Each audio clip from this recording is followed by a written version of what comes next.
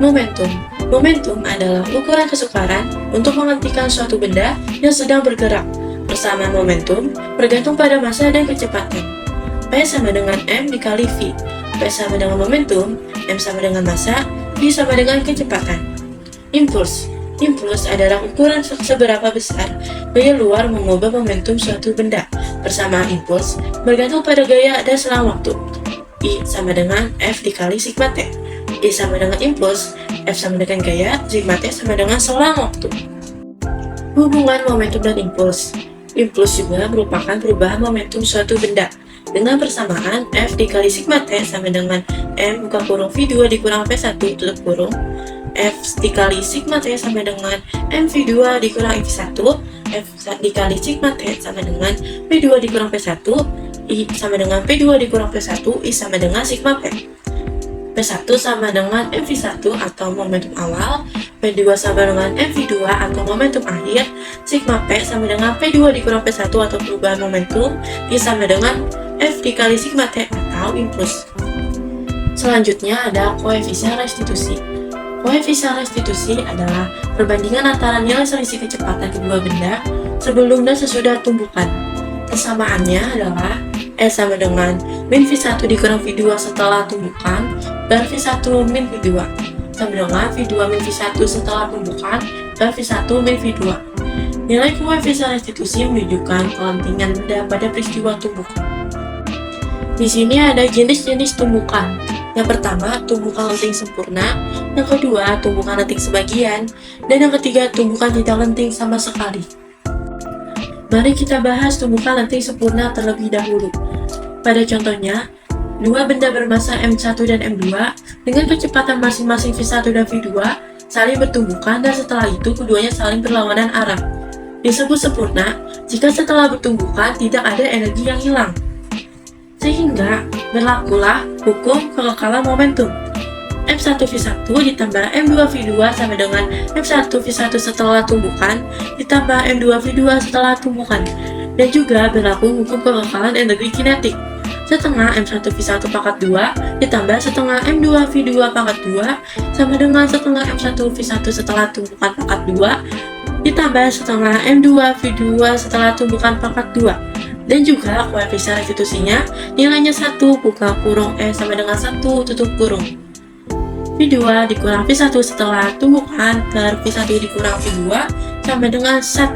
V2 dikurang V1 setelah tumbukan sama dengan V1 dikurang V2. Selanjutnya ada tumbukan lenting sebagian. Pada contohnya, bola karet yang dijatuhkan ke lantai dengan kecepatan V1, kemudian membantu lagi ke atas dengan kecepatan tidak sama dengan kecepatan sebelumnya. Sehingga berlaku hukum kekekalan momentum M1V1 dan M2V2 sama dengan M1V1 setelah tumbukan dan M2V2 setelah tumbukan. Dan tidak berlaku hukum kekekalan energi kinetik dan kedua benda tidak menyatu setelah tumbukan.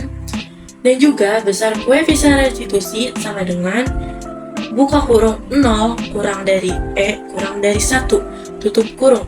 E sama dengan akar H1 per HO. Dan yang terakhir adalah tumbukan tidak lenting sama sekali. Contohnya, peluru ditembakkan ke bola hingga pelurunya bersarang di dalam bola. Kemudian keduanya bergerak dengan kecepatan yang sama. Berlaku juga hukum kekekalan momentum. M1V1 ditambah M2V2 sama dengan M1V1 setelah tumbukan dan M2V2 setelah tumbukan. Dan tidak berlaku hukum kekekalan energi kinetik. Dan kedua benda menyatu dan bergerak bersama setelah tumbukan. Buka kurung V1 setelah tumbukan sama dengan V2 setelah tumbukan sama dengan V setelah tumbukan tutup kurung. Dan juga besar koefisien restitusi sama dengan E sama dengan O. V setelah tumbukan sama dengan M1V1 ditambah M2V2 per M1 ditambah M2. Selanjutnya ada ayo cek pemahaman. Sebuah balok bergerak di atas permukaan licin dengan kecepatan 5 meter per second. Kemudian menumbuk balok lain yang diam. Setelah tumpukan balok pertama bergerak ke kiri dengan kecepatan 1 meter per second. Seperti yang ditunjukkan pada gambar 3.19. Bisa dilihat gambarnya pada PPT. Tentukan A. Kecepatan balok kedua setelah tumpukan. B. Energi yang hilang saat tumpukan. C. Jenis tumbukan. Dan selanjutnya berikut jawabannya. Diketahui M sama dengan 100 kg, V1 sama dengan 5 meter per second, M2 sama dengan 300 kg, V0 sama dengan 0. Yang pertama, A. Kita menentukan kecepatan balok kedua setelah tumbukan dengan M dikali V1 ditambah M2 sama dengan M1 dikali V1 setelah tumbukan ditambah M2 dikali V2 setelah tumbukan. 100 dikali 5 ditambah 300 dikali 0 sama dengan 100 min 1 dalam kurung ditambah 300 dikali V2 setelah tumbukan. 500 ditambah 0 sama dengan min 100 dalam kurung ditambah 300 dikali V2 setelah tumbukan. 500 ditambah 100 sama dengan 300 dikali V2 setelah tumbukan. 600 sama dengan 300 dikali V2 setelah tumbukan. Sehingga kecepatan balok kedua setelah tumbukan adalah 2. Selanjutnya B. Energi yang hilang saat tumbukan. Kita cari dengan rumus setengah M1 V1 pangkat 2 ditambah setengah M2 V2 pangkat 2 dikurang buka kurung setengah MV1 setelah tumbukan dan setengah M2 V2 setelah tumbukan pangkat 2 tutup kurung. Setengah dikali 100 dikali 25 ditambah 0 dikurang buka kurung setengah 100 buka kurung 1 tutup kurung ditambah setengah 300 dikali 4 tutup kurung. 1250 dikurang buka kurung 50 ditambah 600 tutup kurung. 1250 dikurang 650 sehingga energi yang hilang adalah 600 joule. Yang ketiga, jenis tumbukannya, yaitu tumbukan lenting sebagian.